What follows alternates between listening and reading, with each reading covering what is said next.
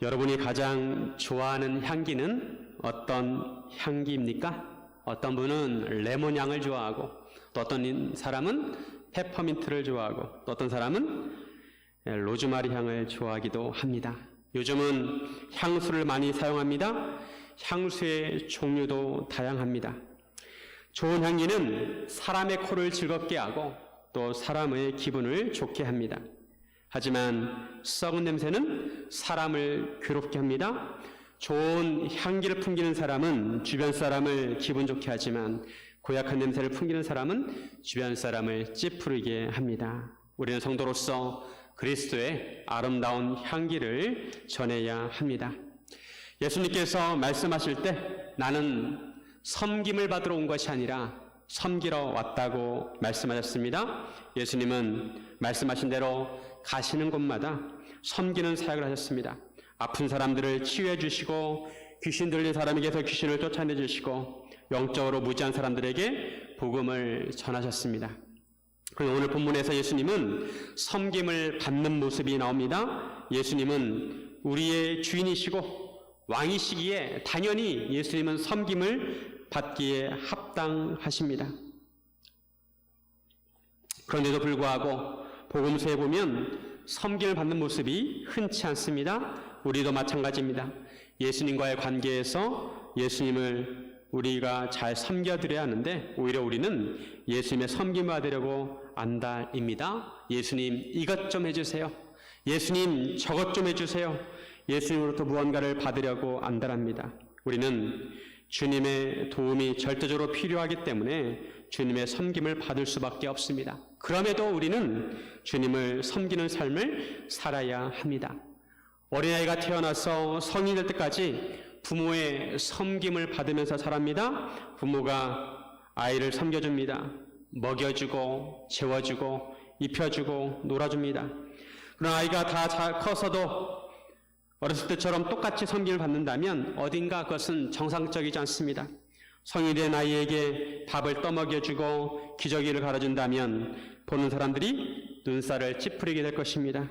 이제 성인이 되었으면 오히려 그 아들은 부모를 섬겨 주어야 합니다. 마찬가지로 우리도 신앙이 성숙해졌으면 주님을 잘 섬길 줄 알아야 합니다. 그래서 오늘은 이 시간에 오늘 본문 말씀을 가지고 우리가 어떻게 해야 주님을 잘 섬길 수 있는가 함께 나누기를 원합니다. 첫째로 주님을 섬길 때 가장 값진 것으로 섬겨야 합니다. 우리가 주님을 섬길 때 가장 값진 그것을 통해서 섬겨야 합니다. 우리가 주님을 섬길 때 우리가 가장 가진 것 중에서 가장 값진 것을 드려야 합니다. 내가 가장 아끼는 것, 내가 가장 소중하게 생각하는 것을 드려야 합니다. 내가 가장 아끼는 것, 소중한 것은 한쪽에 숨겨놓고 나머지를 주님께 드리는 것이 아니라 내가 가장 아끼고 소중한 것을 주님께 그것을 드려야 한다는 것입니다. 오늘 본문 요한복음 12장부터 마지막 장까지는 예수님의 생애 중에서 마지막 일주일 동안에 일어났던 일들에 대해서 다루고 있습니다. 그리고 1장부터 11장까지는 예수님께서 사역을 시작하신 3년 반 동안의 시간을 다루었습니다. 마지막 일주일에 요한복음의 절반 분량을 할애하고 있는 것은 마지막 일주일이 예수님의 사역에 있어서 그만큼 중요하고 소중한 시간이기 때문입니다. 예수님께서 6월절 엿새 전에 베다니로 오십니다. 이번 6월절에 예수님께서는 십자가에 못 박히셔야 했습니다. 베다니는 예수님께서 죽은 자 가운데 살리신 나사로가 살고 있는 동네였습니다. 그리고 나사로의 동생들 나사로의 동생들 마르다와 마리아가 함께 살고 있었습니다. 예수님 방문에 사람들은 너무나 기뻐해서 잔치를 벌였습니다. 예수님은 나사로와 마르다와 마리아를 사랑하셨고 또 친분이 있었습니다. 나사로는 무덤에서 나오고 나서 하루하루 예수님을 생각하면서 살았을 거예요. 나머지 인생은 덤으로 받은 인생입니다. 그만큼 하루하루가 소중하였습니다. 풀어놓아 다니게 하는 자유를 누렸습니다. 그런 오빠를 지켜보는 마르다와 마리아도 예수님에 대해서 깊이 감사하는 마음이 있었을 것입니다. 죽었던 오빠가 다시 살아난 것이 얼마나 기쁘고 감사한 일인지 하루하루 뼛속까지 느꼈을 것입니다. 그런데 그 예수님께서 베다니에 오시게 되었습니다. 이들은 너무 기뻐서 예수를 위해서 잔치를 벌였습니다. 마르다는 부지런히 일을 하였습니다. 마르다는 주로 몸으로 섬기는 스타일입니다. 예수님을 위해서 맛있는 음식을 만드느라 여념이 없었습니다.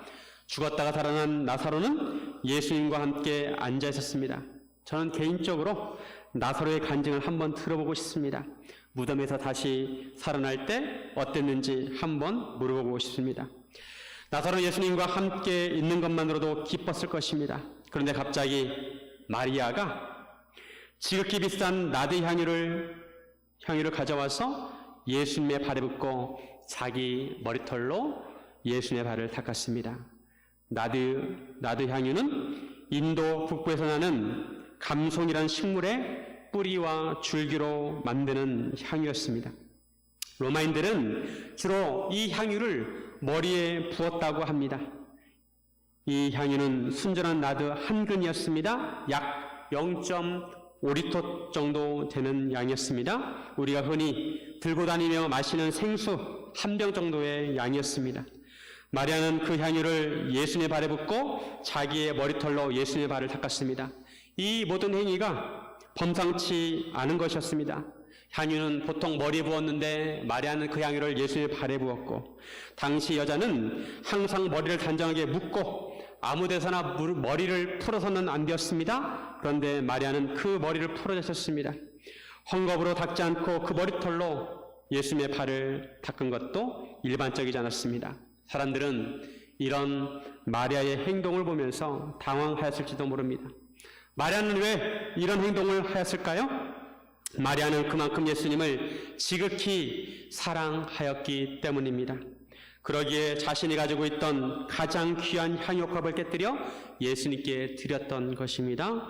그 향유값은 약 300데나리온쯤 되었습니다. 약 1년 정도의 연봉에 해당되는 금액이었습니다. 당시 여자들은 결혼 지참금으로 그런 향유를 가지고 있었다고 합니다. 마리아가 만약에 그 향유를 깨뜨리지 않고 가지고 있었다면 더 좋은 조건으로 결혼을 했을지 모릅니다. 결혼하지 않는 자매들에게 결혼 지참금이 얼마나 소중합니까? 마리아의 향유옥합은 보통 향유가 아니라 앞으로의 미래와 꿈을 담은 것이었습니다. 그처럼 소중한 향유옥합을 예수님을 위해서 깨뜨렸습니다. 이런 마리아의 모습을 보면서 우리는 무엇을 주님께 드리는지 생각해 보아야 합니다. 우리가 주님께 무엇을 드릴 수 있을까요? 우리의 인생과 삶과 우리의 물질과 시간과 우리의 은사와 몸과 마음과 우리의 생각을 드릴 수 있을 것입니다. 우리는 예배 시간에 주로 헌금을 드립니다. 우리가 헌금을 할 때 어떤 마음으로 드려야 할까요? 헌금에 대한 말씀이 부담스러울 수 있습니다. 하지만 주님께서 우리에게 무엇을 원하시는지, 예수님은 헌금에 대해서 무엇이라고 말씀하셨는지 알 필요가 있습니다. 예수님께서는 가이사의 것은 가이사에게, 하나님의 것은 하나님에게 바치라고 말씀하셨습니다. 예수님께서 하루는 부자들이 헌금함에 헌금을 넣는 것을 보시고, 또한 가난한 과부가 2렙돈을 넣는 것을 보셨습니다. 2렙돈은 아주 적은 액수였습니다. 한 데나리온이 품꾼의 하루 일당이라고 한다면 한 렙돈은 데나리온의 128분의 1이라고 합니다. 1,000원도 되지 않는 동전에 해당되는 액수입니다. 근데 예수님께서 이 과부가 다른 모든 사람보다 이 과부가 많이 넣었다고 하셨습니다. 왜냐하면 부자들은 그 풍족한 중에 일부를 넣었지만 그 과부는 그것이 생활비 전부였기 때문입니다. 이것을 보면 예수님께서는 하나님께 헌금을 드리는 것을 당연히 여기신다는 것을 알 수가 있습니다. 그리고 단순히 헌금의 액수로 판단하시는 것이 아니라 그 사람의 형편 속에서 평가하신다는 것을 알 수가 있습니다. 또한 예수님은 바리새인이 11조하는 것을 비판하기도 하셨습니다. 바리새인이 11조를 얼마나 열심히 했는지 모릅니다. 바리새인은 아주 철저하게 11조를 하였습니다. 근데 예수님께서 이런 바리새인들을 비판하십니다. 누가복음 11장 42절에 보면 누가복음 11장 42절에 보면 화 있을진저 너희 바리새인이여 너희가 박하와 운양과 모든 채소의 11조는 드리되 공의와 하나님께 대한 사랑은 버린도다. 그러나 이것도 행하고 저것도 버리지 말아야 할지니라. 바리새인들이 철저히 11조 생활을 하였지만 공의와 하나님에 대한 사랑은 버렸다는 것입니다. 11조 생활을 하였다고 의무를 다한 것이 아니라 삶에서 공의를 행하고 하나님에 대한 사랑을 실천하는 것이 필요하다는 것입니다. 11조를 드리되 하나님을 사랑하는 마음으로 드려야 하고 또한 삶에서도 그러한 사랑을 실천하며 살아야 한다는 것입니다. 구약에서 하나님께서는 11조를 하지 않는 이스라엘 백성들을 꾸짖으십니다. 말라기 3장 8절에 보면 사람이 어찌 하나님의 것을 도둑질하겠느냐. 그러나 너희는 나의 것을 도둑질하고도 말하기를 우리가 어떻게 주의 것을 도둑질하였나이까 하는도다. 이는 곧 11조와 봉헌물이라. 11조를 하지 않는 것은 하나님의 것을 도둑질하는 것이라고 말씀하십니다. 하나님께서 이스라엘 백성들에게 말씀하시기를 너희는 나에게 돌아오라고 말씀하십니다. 그러면 나도 너희에게 돌아가게 갈 것이라고 하십니다. 그러나 이스라엘 백성들이 묻습니다. 우리가 어떻게 해야 하나님께 돌아갈 수 있습니까? 이 질문에 대해서 하나님께서 대답하신 말씀이 바로 이 말라기 말씀입니다. 11조는 당연히 하나님의 것이란 것입니다. 왜냐하면 하나님께서 우리의 생명을 비롯해서 모든 것을 주셨기 때문입니다. 하나님께서 11조를 하라고 하신 것은 이 모든 것을 하나님께서 주셨다는 것을 기억하라는 것입니다. 선악과를 보고 창조주 하나님을 기억하라고 하신 것처럼 11조를 하면서 하나님께서 부어주신 은혜를 기억하라는 것입니다. 11조는 하나님에 대한 물질의 신앙 고백입니다. 헌금을 하는 것은 하나님께 우리의 마음을 드리는 것입니다. 어떻게 해야 하나님께 돌아갈 수 있습니까? 하나님께서 먼저 너희 마음을 하나님께 돌리라고 명령하십니다. 우리가 헌금을 하는 행위 이전에 먼저 내가 하나님을 정말로 사랑하는지 생각해야 하는 것입니다. 하나님을 정말 사랑한다면 가장 귀한 것을 드릴 수 있습니다. 사랑하는 사람에게 보다 귀하고 값진 것을 선물하고 싶은 것처럼 하나님을 사랑한다면 하나님께 가장 귀한 것을 드리는 것은 당연한 것입니다. 주님을 정말 사랑한다면 주님께 값비싼 향유를 드려도 마음에 기쁨이 있습니다. 우리 마음에 우러나서 선물을 하면 선물을 받는 사람보다 그 사람도 기쁘지만 선물한 사람이 더 기쁜 것입니다. 마찬가지로 우리가 주님께 귀한 것을 드리면 드릴수록 우리 마음이 기쁨이 넘치는 것입니다. 사랑하는 여러분, 주님을 사랑하는 마음으로 주님께 가장 귀한 것을 드리시기를 주님의 이름으로 축원드립니다. 둘째로, 좋은 이름으로 기록되도록 섬겨야 합니다. 하나님의 책에는 우리의 이름이 기록되어 있습니다. 우리가 주님을 잘 섬기면 하나님의 책에 좋은 이름으로 기록이 될 것이고, 그렇지 못하면 나쁜 이름으로 기록이 될 것입니다. 하나님의 책에 우리 이름이 기록되는 것은 우리 이름에 대해서, 우리 삶에 대해서 평가하시는 것입니다. 마태복음 26장 13절에 보면 내가 진실로 너희에게 이르노니 온 천하에 어디서든지 이 복음이 전파되는 곳에서는 이 여자가 행한 일도 말하여 그를 기억하리라 하시니라. 예수님께서 마리아의 행한 일에 대해서, 행동에 대해서 복음이 전파되는 곳마다 마리아를 기억하라고 하십니다. 마리아라는 이름을 들을 때마다 사람들이 마리아가 주님을 위해서 섬긴 일을 기억하도록 하신 것입니다. 마리아는 좋은 이름으로 복음서에 기록이 되었습니다. 전도서 7장 1절에 보면 좋은 이름이 좋은 기름보다 낫고 죽는 날이 출생하는 날보다 나으며, 전도서에서 좋은 이름이 좋은 기름보다 낫다고 말씀합니다. 좋은 이름, 좋은 기름, 둘 중에 하나를 선택하라고 한다면 여러분은 어떤 것을 선택하시겠습니까? 좋은 이름과 좋은 기름 중에 어떤 것이 더 가치 있다고 생각을 하십니까? 좋은 기름은 유용합니다. 피부에 발라서 건강에 유익할 수도 있고, 불을 밝히는 재료로 사용할 수도 있고, 아니면 당장 팔아서 필요한 곳에 사용할 수도 있습니다. 그러나 이름은 어떻습니까? 좋은 이름을 가졌다고 그 이름이 내 생활에 당장 유용하지는 않습니다. 좋은 이름을 가졌다고 누가 빵을 주는 사람도 없고 음료수를 주는 사람도 없습니다. 그런데 전도서에서는 좋은 이름이 좋은 기름보다 낫다고 말씀합니다. 이름은 인격입니다. 기름은 물질입니다. 이름은 그 사람에 대한 삶이 담겨져 있습니다. 하나님께서는 그 사람을 판단하실 때 그 사람이 얼마나 좋은 기름을 가지고 있느냐가 아니라 그 사람의 인격을 가지고 판단하실 것입니다. 이런 측면에서 마리아는 아주 좋은 이름을 가졌습니다. 예수님을 위해서 좋은 기름 향유옥합을 깨뜨려 드리고 마리아는 좋은 이름을 얻게 된 것입니다. 예수님께서는 마리아가 예수님께 행한 행위가 널리 알려지도록 하셨습니다. 반면에 가룟 유다는 나쁜 이름입니다. 본문에서 가룟 유다를 소개하는데 4절을 보면 제자 중 하나로서 예수를 잡아줄 가룟 유다가 말하되, 가룟 유다는 예수님을 팔아넘긴 제자입니다. 제자라면 자신이 모시는 선생님을 추종하고 선생님의 가르침을 따르고 선생님을 존경하는 것이 기본적인 도리인데, 가룟 유다는 예수님을 3년만 동안 따라다니면서 결국 배반하게 되었습니다. 예수님은 보통 선생님이 아니라 생명의 주인이십니다. 가룟 유다는 마리아가 향유옥합을 깨뜨려 예수의 발에 부어드린 것을 보고 화를 냈습니다. 향유옥합이 자기 것도 아니면서 마리아의 행위에 대해서 그것은 잘못된 행위라며 마리아를 꾸짖습니다. 이 향유를 어찌하여 300데나리온에 팔아 가난한 자들에게 주지 아니하였느냐.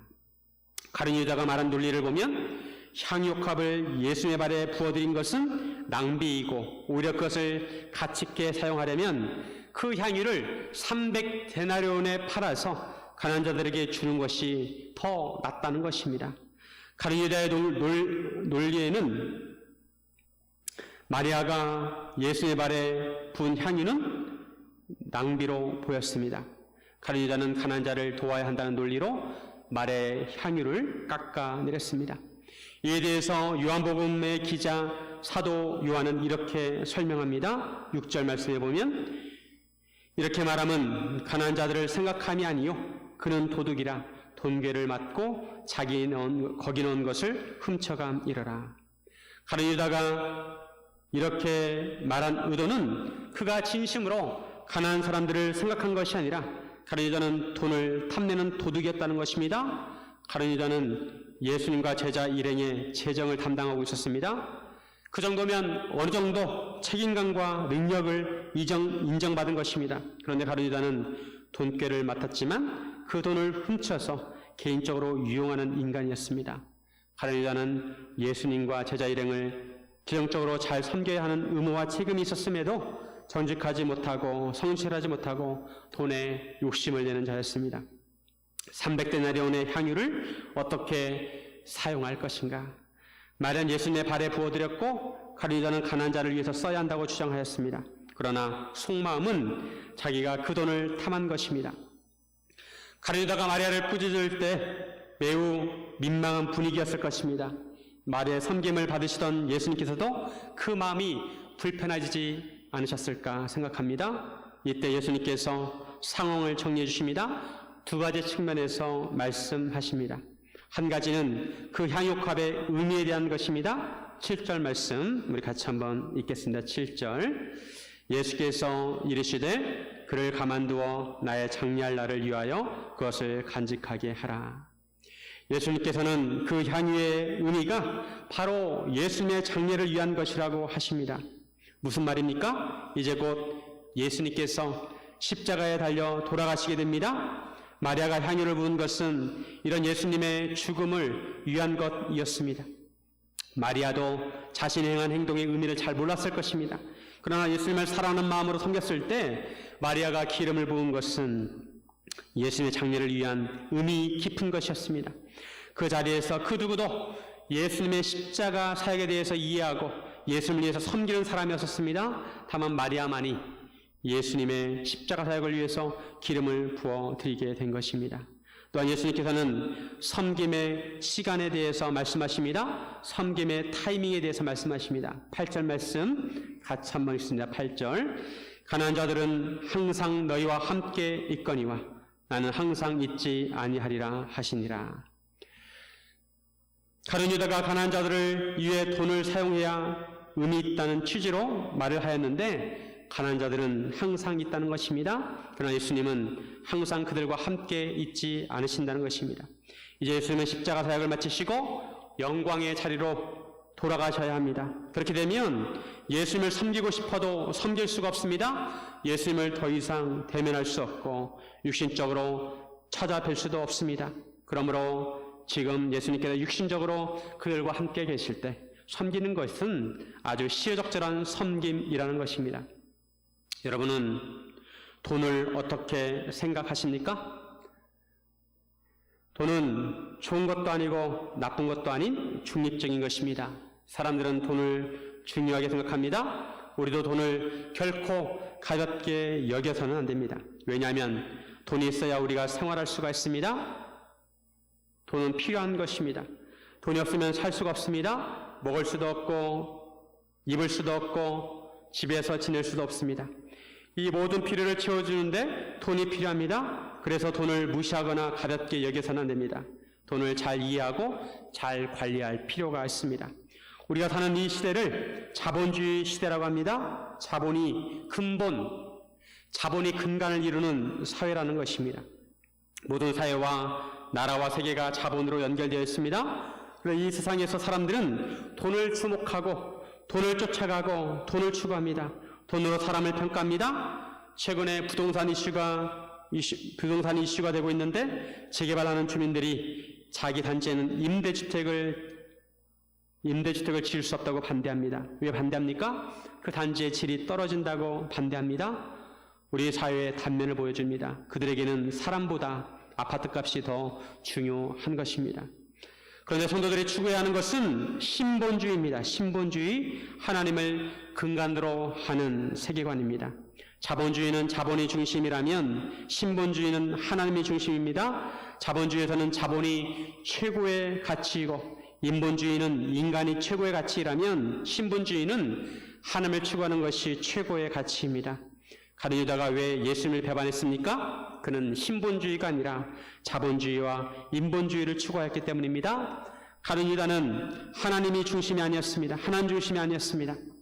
그 마음의 중심에는 돈과 사람이 중심이었습니다. 돈과 사람을 추구하였습니다.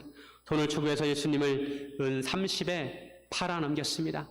이 은 30은 구약에 보면 소가 어떤 종을 들이받아서 죽였을 때 그 죽은 종을 대신해서 지불하는 값입니다. 은 30을 데나리온으로 환산하면 120 데나리온쯤 된다고 합니다. 가룟 유다는 마레가 깨뜨린 향유값 300 데나리온은 아까워하면서 예수님을 120 데나리온에 팔아 넘긴 것입니다. 가룟 유다에게 있어서 예수님은 향유 한 옥합 값도 안 되었습니다. 가룟 유다는 예수님의 제자가 되어서 예수님을 따라다니다가 예수님에 대해서 실망했을 것입니다. 다윗 같은 강한 이스라엘 만드는 메시아를 기대했지만 예수님 말씀과 행동은 그런 기미가 보이지 않았습니다. 그래서 예수님을 팔아 넘겼습니다. 하지만 이것도 인간 중심적인 인본주의적인 생각입니다. 하지만 마리아는 주님을 으뜸으로 삼는 신본주의, 주본주의 생각을 하였습니다. 그 전부터 예수님을 사모하였지만 예수님께서 죽었던 오빠 나사로를 살리신 것을 보면서 예수님께서 참 부활이시고 참 생명이시라는 것을 깨닫게 되었습니다. 그래서 너무도 예수님이 귀하여서 자기가 가지고 있던 값진 것을 예수님께 드렸던 것입니다. 예수님을 보배롭게 섬기려고 향유옥합을 깨뜨린 것입니다. 예수님께서 태어나실 때 동방원 박사들로부터 황금과 유황과 옥합을 받았습니다. 마찬가지로 예수님의 죽음을 앞두고 마리아는 향유옥합을 예수님께 드렸습니다. 여러분은 무엇을 최고의 가치로 여기십니까? 우리는 세상의 가치가 아니라 신앙적인 가치를 가져야 합니다. 우리는 돈이나 인간이 아니라 주님을 가장 최고의 가치로 여겨야 하는 것입니다. 사랑하는 성도 여러분, 주님을 그 무엇보다도 귀하게 여기시기를 바랍니다. 이 세상은 자본 중심으로 흘러가고 인간 중심으로 흘러갑니다. 돈이 얼마나 사람들의 마음을 강하게 끄는지 모릅니다. 돈이 끄는 힘은 생각보다 강합니다. 이처럼 돈을 섬기는 것을 맘모니즘이라고 합니다. 그래서 성경에서는 돈을 사라는 것이 일만하게 뿌리라고 합니다. 성도는 돈이 끄는 힘을 이길 수 있는 마음을 가져야 합니다. 돈으로부터 마음을 잘 지키고 돈을 잘 관리할 수 있어야 합니다. 우리의 이름이 좋은 이름인지 나쁜 이름인지는 주님이 평가하십니다. 우리 마음이 무엇을 중요하게 생각하냐에 따라서 주님은 평가하실 것입니다. 사랑하는 여러분, 여러분의 이름이 좋은 이름이 되기를 주님의 이름으로 축원드립니다. 셋째로, 주님을 위해 나의 등을 내어 드려야 합니다. 주님을 위해 나의 등을 내어 드려야 합니다. 우리가 주님을 섬기려면 내 뜻과 내 마음대로 주님을 섬겨서는 안 되고 주님의 뜻과 주님의 마음에 맞게 섬겨 드려야 합니다. 주님께서 쓰시기 편하도록 우리 자신을 내어 드려야 합니다. 예수님께서 마리아의 기름 부음에 섬김을 받으시고 그 이튿날에 예루살렘에 입성하십니다. 예수님께서 예루살렘에 입성하실 때 유월절을 맞이하는 전 세계에서 모인 무리들이 종려나무 가지를 가지고 맞이하였습니다. 무궁화가 우리나라 꽃이라면 종려나무는 이스라엘의 꽃입니다. 무리들이 종려나무 가지를 흔드는 것은 예수님을 왕으로 인정하는 행동이었습니다. 13절 말씀, 13절 오늘 본문 말씀 같이 한번 읽겠습니다. 종려나무 가지를 가지고 맞으러 나가 외치되 호산나 찬송하리로다. 주의 이름으로 오시는 이 곧 이스라엘의 왕이시여 하더라. 우리들은 예수님을 향해서 호산나 찬송하리로다. 주의 이름으로 오시는 이 곧 이스라엘의 왕이시여 라고 외칩니다. 이 구절은 시편 118편 25절과 26절을 인용한 것입니다. 호산나라는 말은 우리를 구원하소서 이런 의미입니다. 예수님께서는 무리들의 환호를 받으며 한 어린 나귀를 타고 예루살렘에 들어가셨습니다. 어린 나귀를 타셨다는 것은 예수님께서 평화의 왕으로 오셨다는 것입니다. 이처럼 예수님께서 어린 나귀를 타신 것은 또한 메시아에 대한 말씀을 성취하신 것입니다. 스가랴 9장 9절에 보면 예수님께서 메시아가 나귀 새끼를 타고 입성하실 것을 예언하고 있는데 그 말씀을 성취하신 것입니다. 제자들은 이 의미를 처음에는 몰랐지만 나중에 깨닫게 됩니다. 사도 요한도 이 일이 있고 나서 약 60년 후에 요한복음을 기록하면서 이 의미를 깨닫게 되었습니다. 예수님은 인간을 구원하시고 평화를 주시기 위해서 오신 평화의 왕이셨습니다. 우리들이 이처럼 예수님을 열렬하게 환호하는 이유가 있었습니다. 예수님께서 나사로를 무덤에서 불러내어 죽은 자 가운데 살리셨을 때 그 자리에 있던 사람들이 예수님에 대해서 사람들에게 증언하였기 때문입니다. 죽은 자를 살리셨다는 것입니다. 예수를 보고 저분이 죽은 자를 살리신 분이다. 사람들에게 증언을 하였습니다. 죽은 자를 살리신 예수의 표적을 들은 무리들은 예수님을 기대하는 마음으로 환영한 것입니다. 이런 대중들의 환호가 얼마나 대단하였는지 바리새인들이 서로 말하기를 너희 하는 일이 쓸데없다. 보라 온 세상이 그를 따른도다. 그들은 예수님을 죽이려고 계획했지만 그 계획이 쓸데없다는 것입니다. 그들의 말대로 결국에는 나중에 온 세상이 예수님을 따르게 됩니다. 그러나 이러한 무리들의 환호는 얼마 가지 못합니다. 이제 며칠 후면 그렇게 예수님을 환호하던 무리들이 예수에 대해서 손가락질하고 십자가에 못 박으라고 외치게 됩니다. 이러한 무리들의 뒤에는 대제사장이 있었습니다. 대제사장들은 무리들이 예수님을 따르는 것을 경계하였습니다. 예수님께서 베다니에 계실 때 큰 무리들이 예수를 보려고 베다니에 찾아갔었습니다. 그들은 예수님도 보았지만 죽었다 살아난 나사로를 보기 원했습니다. 나사로는 그 존재 자체만으로도 예수님을 증언하였습니다. 예수님께서 부활이요 생명이라는 것을 보여주었습니다. 상황이 이렇게 되자 대제사장들은 나사로까지 죽이려고 모의합니다. 나사로로 인해서 많은 사람들이 예수를 믿게 되었기 때문입니다.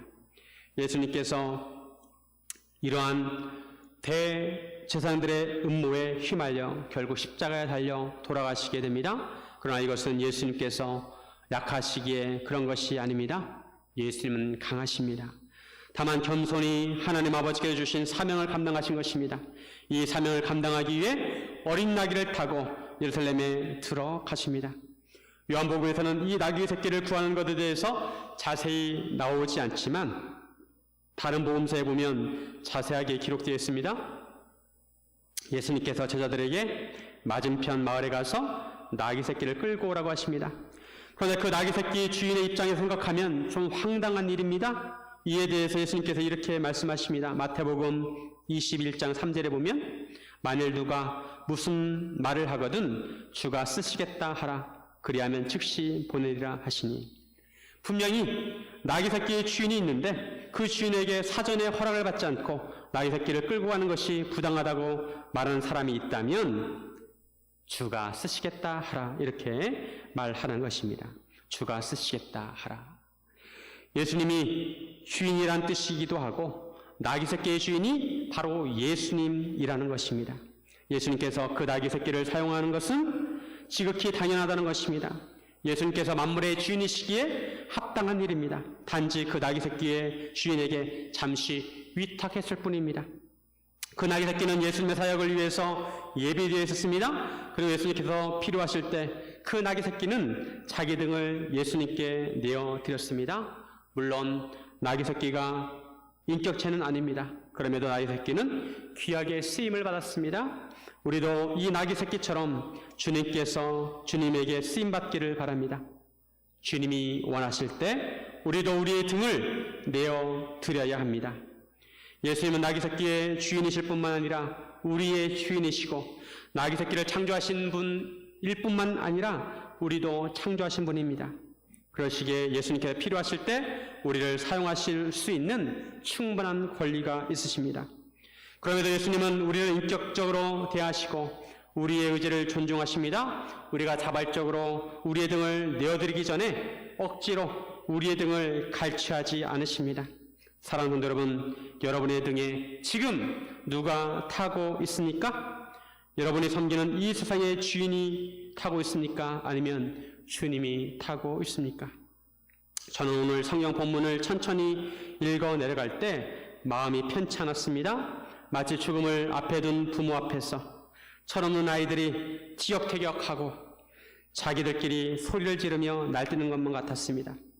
예수님은 십자가를 바라보고 죽음을 향해 나아가는데 인간들은 그 마음을 알지 못하고 자기들의 임무대로 생각하고 예수님의 마음을 찌른 것 같았습니다.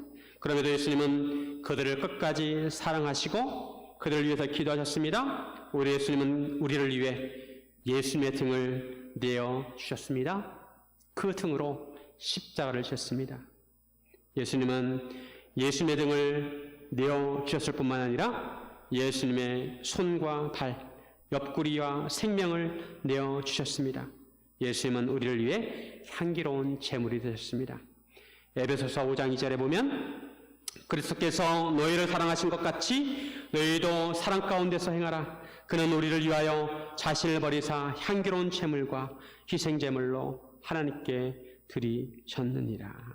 예수님은 우리를 위해 향기로운 제물이 되셨습니다. 사도 요한은 마리아가 향유값을 깨뜨려 예수님의 발을 닦아드렸을 때 그 향유 냄새가 온 집에 가득하였다고 기록하고 있습니다. 사도 요한은 그 향유 냄새를 오래도록 기억하였을 것입니다. 그 향유 냄새는 아름다운 향기였고 십자가를 앞에 둔 예수님의 마음을 위로하는 냄새였습니다. 마리아는 하나님이신 예수님께 아름다운 향유를 드렸습니다. 구약에서 아론은 아침 저녁으로 하나님께 거룩한 향을 올려드렸습니다. 하나님께서는 하나님께 드리는 향을 만드는 법을 알려주셨고 인간을 위해서는 그 방법을 사용하지 못하도록 하셨습니다. 예수님은 마땅히 향유컵을 받으시기에 합당하십니다.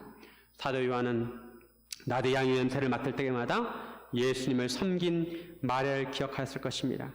나드 향유 냄새는 주님을 높여드리는 섬김의 향기였습니다. 향기는 옷값을 깨뜨려야 향기가 나는 것입니다. 사랑하는 성도 여러분, 우리의 손에 예수님을 위해 향유컵을 깨뜨린 그 섬김의 향기가 넘쳐나기를 주님의 이름으로 축원드립니다. 이렇게 기도하겠습니다.